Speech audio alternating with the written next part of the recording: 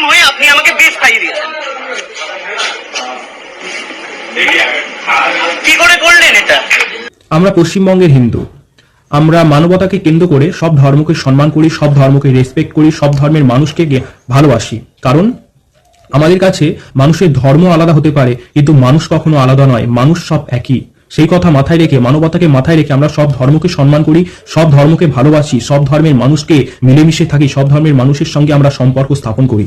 আমরা হিন্দু হয়ে একটা মুসলিম ধর্মের মানুষের দোকান থেকেও যেমন কেনাকাটা করি, ঠিক একইভাবে একটা খ্রিস্টান ধর্মের মানুষের দোকান থেকেও আমরা কেনাকাটা করি। আমরা পশ্চিমবঙ্গের হিন্দুরা কখনো ভেদাভেদ করি না যে ও মুসলিম ওর দোকান থেকে কিনবো না, ও খ্রিস্টান ধর্মের মানুষ ওর দোকান থেকে কিনবো না, কেবল শুধু হিন্দুদের দোকান থেকে কিনবো। আমরা কখনো ভেদাভেদ করি না। আমরা সবাই, আমরা হিন্দু, মুসলিম, জৈন, পারসি, খ্রিস্টান সব ধর্মকে মিলেমিশে থাকি, সব ধর্মের মানুষরা আমরা একসঙ্গে থাকি এই বাংলার মাটিতে। কিন্তু কলকাতার বুকে আজ ঘটে গেল এক ভয়ঙ্কর ঘটনা, যেখানে একজন হিন্দু ব্যক্তি কলকাতার মুসলিমদের একটি 5 স্টার হোটেলে অর্ডার করেছিল মাটন, অর্থাৎ খাসির মাংস, কিন্তু তাকে খাসির মাংস বলে বিফ খাইয়ে দেওয়া হয়, গরুর মাংস খাইয়ে দেওয়া হয়।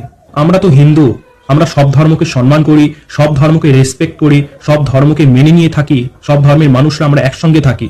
সেই জন্যই আজকে সেই হিন্দু ব্যক্তি কলকাতার বুকে মুসলিমদের ওই 5 স্টার হোটেলে কিছু খেতে গিয়েছিলেন এবং তারা অর্ডার করেছিলেন মাটন, অর্থাৎ খাসির মাংস। তাহলে তাকে খাসির মাংস বলে কেন গরুর মাংস খাইয়ে দেওয়া হলো? কেন তাকে মাটন বলে বিফ খাওয়ানো হলো? সে ব্যক্তি তো বিফ অর্ডার দেয়নি, সেই ব্যক্তি তো গরুর মাংস অর্ডার দেয়নি। কেন তাকে খাসির মাংসর বদলে গরুর মাংস খাইয়ে তার ধর্মকে নষ্ট করা হলো? এরা জানে না এই ঘটনা কত ভয়ঙ্কর একটি ঘটনা। সে ব্যক্তি কি আজও হিন্দু রইল? যখন সেই হোটেলের ম্যানেজারকে ডেকে সমস্ত ঘটনা বলা হয়, তখন ম্যানেজার হাসছে। আপনারা শুনলে অবাক হবেন, সেই ম্যানেজার ক্ষমা চাওয়ার বদলে হাসছে, তারপর বলছে আমাদের ভুল হয়ে গেছে। ভুলটা কেন হবে? সেই ব্যক্তি তো বিফ অর্ডার দেয়নি, সেই হিন্দু ব্যক্তি তো বলেনি আমাকে গরুর মাংস দাও। তাহলে তাকে কেন আজ খাসির মাংস বলে গরুর মাংস খাওয়ানো হলো? তাহলে পশ্চিমবঙ্গের সম্প্রীতিকে শুধু হিন্দুরাই বজায় রাখবে? পশ্চিমবঙ্গের সব ধর্মকে সম্মান শুধু কি হিন্দুরাই করবে? সব ধর্মের মানুষকে মিলেমিশে থাকবে শুধু হিন্দুরাই? আজ সেই হিন্দু ব্যক্তির সরলতাকে কাজে লাগিয়ে তার ধর্মকে নষ্ট করা হলো।